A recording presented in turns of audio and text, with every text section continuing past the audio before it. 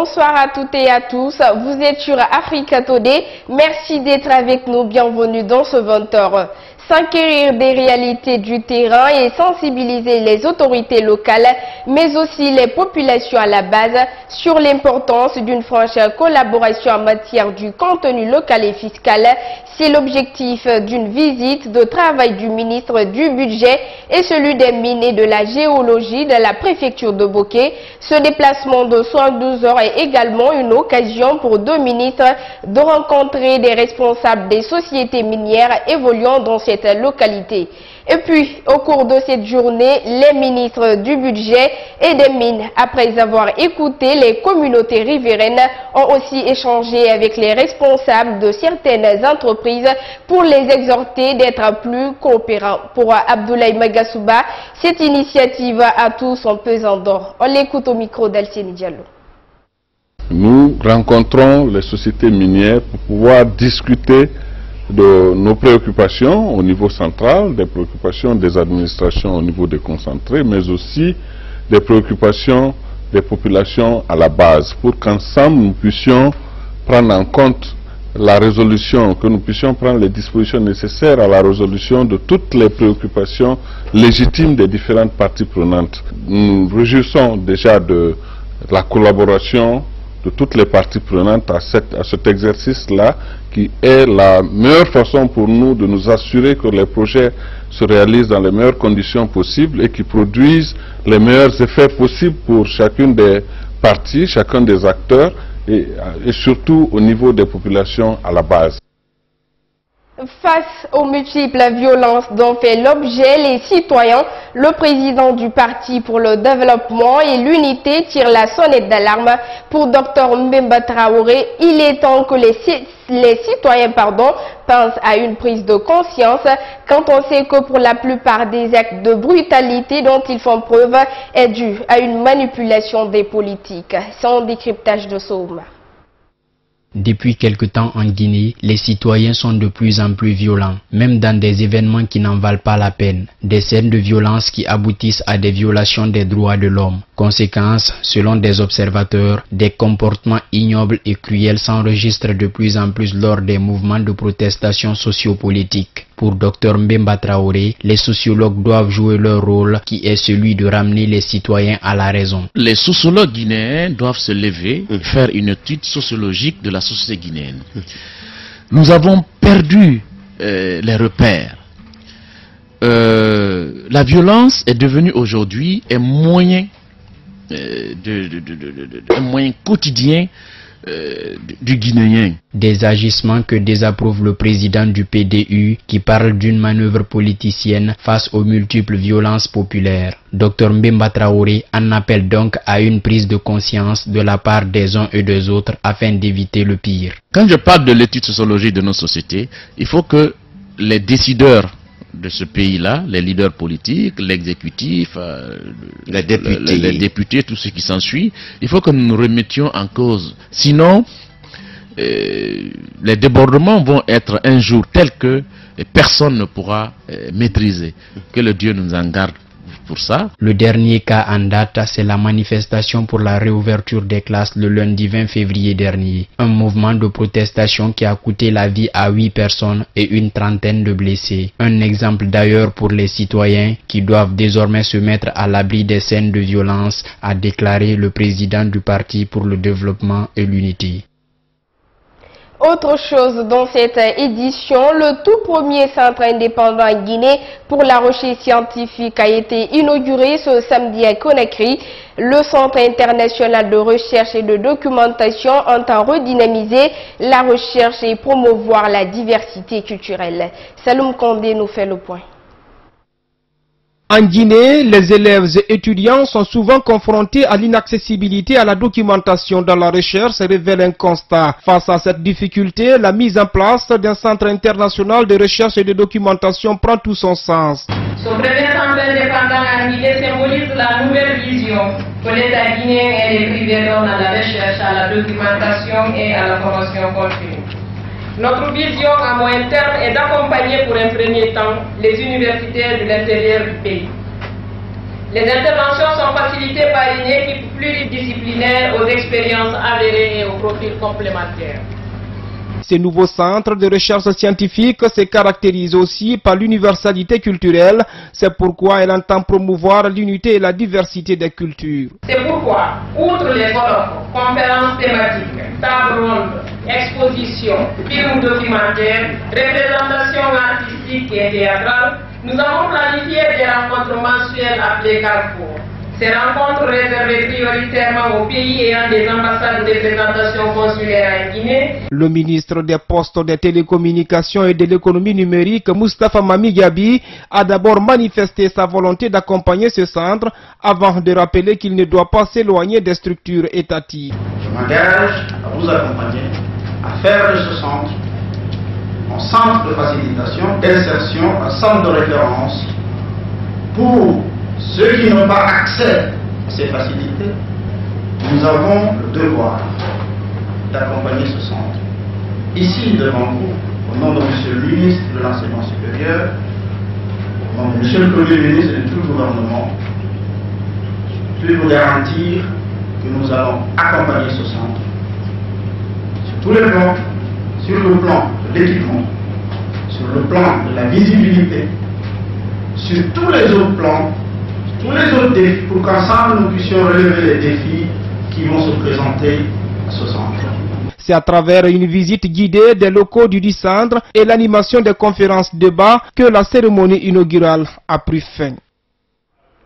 Dans le reste de l'actualité, des présumés membres d'un réseau des trafiquants d'êtres humains viennent de tomber dans les filets des services de sécurité. Ce sont les agents du secrétariat général à la présidence chargés des services spéciaux de la lutte contre la drogue et le crime organisé qui ont réussi à mettre main sur les éléments de ce réseau. Il leur est reproché d'être à l'origine d'un trafic de filles vers le pays du Moyen-Orient. Les explications avec Bamoumedou Alpha. C'est en début d'année que le secrétariat général à la présidence chargé des services spéciaux a été alerté par un organe international de l'existence de ce fléau en Guinée. Après plusieurs mois de filature, un premier groupe de ces présumés trafiquants vient d'être mis aux arrêts. Ce 21 mars 2017, que nos services ont pu mettre main sur ce réseau, composé de 4 éléments, dont une fille. Il y a 34 passeports ordinaires, il y a au moins une dizaine de visas volants. Et vous avez vu tout ça, ça concrétise effectivement que ce qui a été dit est vrai. Et essentiellement, le réseau ne s'intéresse qu'aux filles. Les mises en cause ne nient pas les faits et il affirme d'ailleurs que la procédure est licite et que les candidats à cette aventure ne courent aucun risque. Je travaille avec quelqu'un qui est là-bas, donc on me demande par exemple le passeport. Quand je scanne le passeport, je l'envoie. Donc on m'envoie les choses, comment dire, le visa légal et billet d'avion, tout est légal. Vous comprenez? Mais avant de partir d'abord, je le dis, là-bas, c'est pas quelque chose, on ne s'habille pas n'importe comment, on s'habille comme un musulman. Vous comprenez? Et il n'y a pas d'autres choses à faire. Quand on te voit là-bas pour la protection, on t'emprisonne. C'est pas bon. Toute personne qui sont parties, je l'ai toujours expliqué. Toute personne qui est partie avec leurs parents, je les explique. Ce n'est pas seulement les filles. Même moi, j'ai déposé pour moi pour que je puisse travailler dans les entreprises informatiques. Une déclaration balayée d'un revers de la même par le colonel Moussa Kieboro Kamara qui s'inquiète pour les personnes qui ont déjà effectué le déplacement. Par rapport à ce monsieur Ba Aliou qui se trouve de l'autre côté, qui se trouve au Qatar, est-ce qu'il est au Qatar? Est-ce qu'il est ailleurs? Personne ne connaît. Est-ce que les filles, quand on les envoie, sous prétexte qu'on les envoie au Qatar, est-ce que au Koweït, est-ce qu'ils arrivent au Koweït? Est-ce qu'il n'y a pas un autre point de ralliement, enfin, qu'il faut distribuer? Mais l'information qu'on a déjà, quand les filles arrivent à ce niveau, elles sont reparties par besoin. Parce que le visa, ce n'est pas besoin. Quand tu envoies la photo d'abord la fille, vous avez vu les photos entières là, tu envoies la photo imposée. Tu envoies la photo, si le client potentiel qui est de l'autre côté, criminel qui est de l'autre côté, la photo l'intéresse, parce que chaque garçon a son goût, quand la photo lui plaît, il lui dit, bon écoutez, il coche celui-là. Et puis, le visa vient dans son passeport. Mais malheur est que le passeport en question, une fois déposé, tu ne peux plus récupérer le passeport si ce n'est pas l'aéroport. Ça, c'est une manière de se camoufler, une manière d'échapper au contrôle policier ou bien au contrôle de routine que nous menons tous les jours. Le secrétariat général à la présidence chargé des services spéciaux travaille déjà en étroite collaboration avec la justice et le ministère des Affaires étrangères afin de démanteler tout le réseau et de procéder à un rapatriement des personnes concernées si nécessaire. Parlons à présent de l'élection d'Elhadji Serouna Souma à la tête de la coordination de la Basse-Guinée qui continue de susciter des contestations entre ressortissants de cette contrée. Une autre commission issue de cette même région menace d'installer très prochainement un autre patriarche à la tête de la zone côtière qui abrite la capitale guinéenne. C'est à Alou Yombono nous en dit plus. Une bataille de leadership qui risque de perdurer entre les fils d'une même localité. Quelques mois après son investiture à la tête de la Basse-Guinée, Elhadji Serouna Souma est encore loin de faire l'unanimité. Une nouvelle commission dirigée par Elhadji Mamadou Sylla refuse encore de le reconnaître comme le porte-voix de tous ceux qui viennent du littoral. Plusieurs raisons ont été évoquées par Alusini Makane Rakake, le porte-parole de la dite commission. Elhadji Serouna est un homme politique, président de la délégation spéciale qui représente le RPG dans la commune rurale de Tanene. Par conséquent, il a fait un choix. Il ne peut pas être au-dessus de la mêlée et il ne peut pas regrouper les hommes, les femmes et les jeunes de la Basse-Guinée. Parce que la Basse-Guinée n'a pas une homogénéité politique. Depuis quelque temps, la commission des ressortissants de la Basse-Guinée cherche des voies et moyens pour remplacer le Kuntigi contesté Elhadji Serouna Souma et des dispositions ont été prises pour y arriver. Contrairement aux autres, nous en avons décidé de commencer la construction de notre bâtiment par la base, c'est-à-dire le soubassement.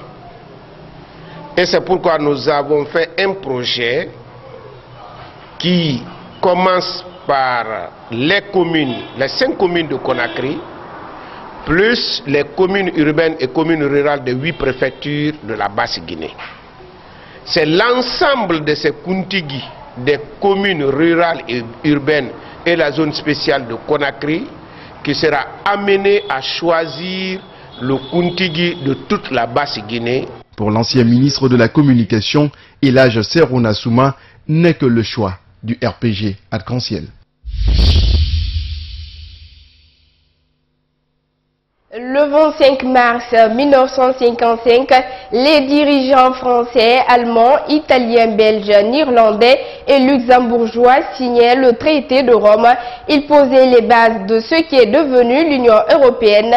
60 ans après, ils étaient 27 dirigeants du lieu. Ce matin, à renouveler leur vœu d'union unie et indivisible. Regardez. Des noces de diamants et la photo d'une Europe unie en façade. Quelques minutes plus tôt, les 27 ont renouvelé leurs vœux de mariage. Tous les chefs d'État ou de gouvernement ont paraphé la déclaration de Rome sous les applaudissements de la salle. Même la Pologne et la Grèce qui avaient un temps menacé de ne pas la signer. Moment symbolique lorsque Jean-Claude Juncker appose sa signature. Je vais signer, mes chers amis, la déclaration de Rome avec le stylo, la plume, devrais-je dire, qu'ont employé ceux qui, en 1957, pour le Luxembourg, ont signé le traité de Rome. C'est dans cette même salle qu'il y a 60 ans, les pères fondateurs de l'Europe ont posé les bases de la construction de l'Union.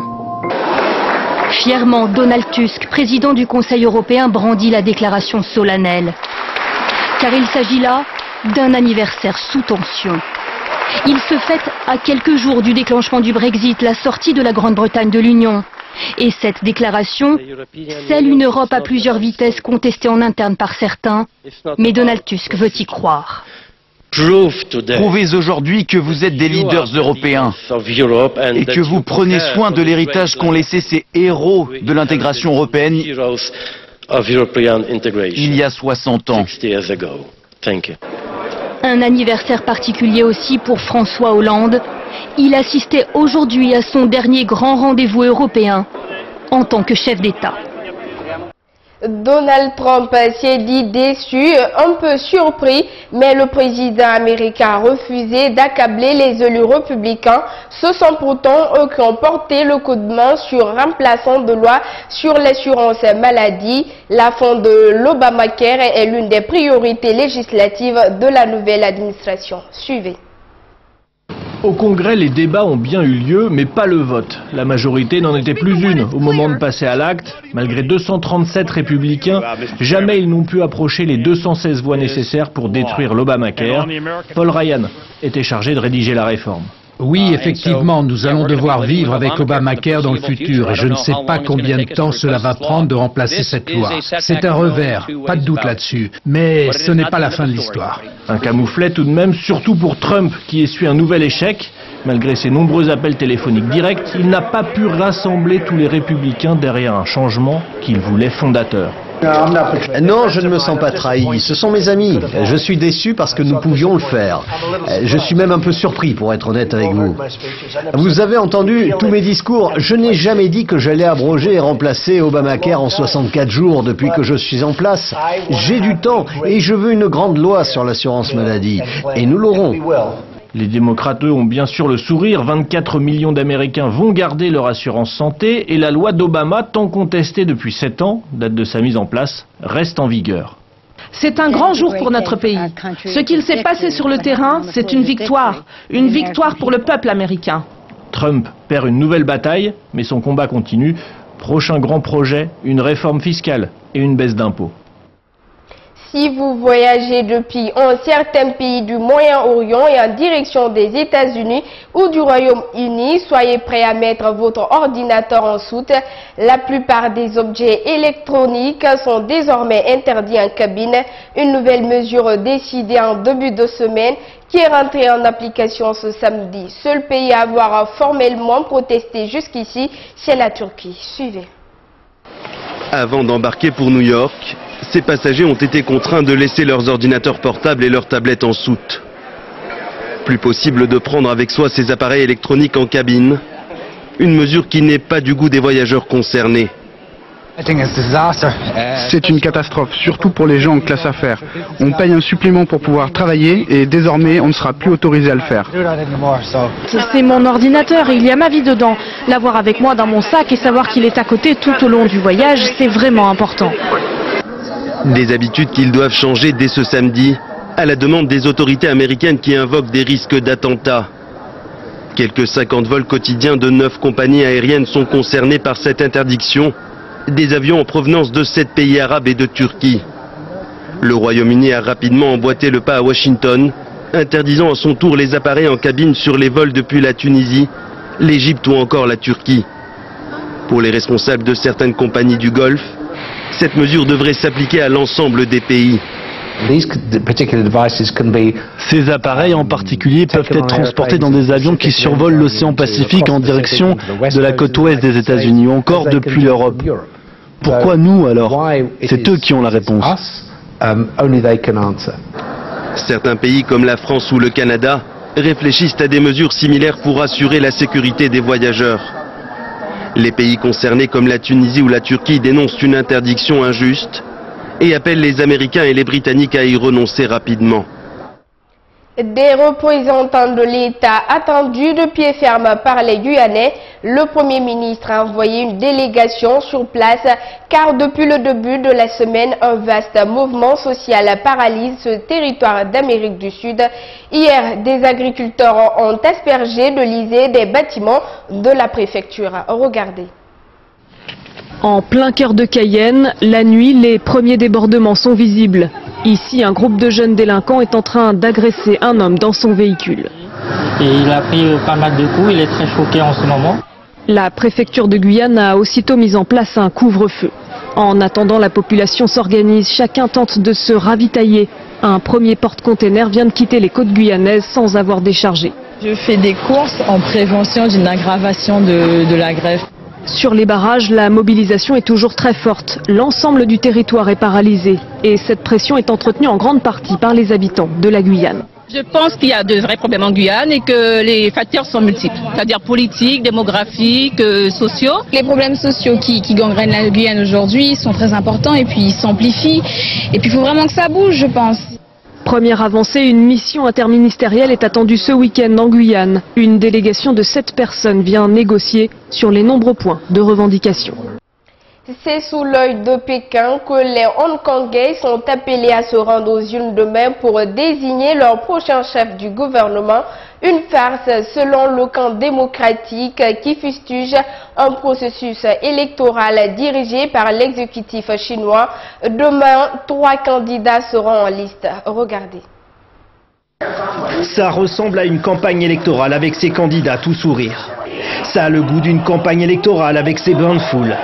Mais cette élection du futur leader de Hong Kong n'a rien de classique car tous les candidats ont été choisis par Pékin. Quoi qu'il se passe, la Chine restera maître ici. Il s'agit plus d'une sélection que d'une élection à Hong Kong. Il y a un processus d'écrémage pour écarter tous les candidats pro-démocratie. Il faut qu'on récupère nos droits dans cette élection. Joshua Wong résume la mort dans l'âme, l'échec de la révolution des parapluies de 2014 dont il était un des leaders. Avec lui, des milliers de jeunes réclamaient à cœur et à cri des élections libres et une rupture avec la Chine. Des revendications que la favorite de Pékin a balayées d'un revers de main lors du débat télévisé. Une campagne pour l'indépendance n'a pas sa place à Hong Kong parce que nous suivons le principe d'un pays, deux systèmes. Une fois que je serai élu, j'assumerai mon poste et renforcerai la relation entre Hong Kong et la Chine. En clair, Hong Kong, territoire semi-autonome de la Chine, restera sous le joug du pouvoir central. Pas de place au doute pour l'ancien numéro 2 du gouvernement. Son principal rival, John Tsang, l'ancien ministre des Finances, se veut lui plus consensuel. L'objectif principal des candidats, c'est d'unir la société. Parmi les 3 candidats, je pense être le seul à pouvoir unir la société hongkongaise. Des éléments de langage comme une main tendue en direction des Hongkongais. John Tsang est selon les sondages leur préféré. Mais c'est bel et bien un collège de 1200 grands électeurs qui désignera dimanche le chef du gouvernement. Un collège en grande partie acquis à la Chine qui n'entend qu'une seule chose, préserver ses intérêts. Voilà, mesdames et messieurs, c'est ainsi s'achève cette grande édition d'information. Merci à tous de l'avoir suivi et bonne suite de programme.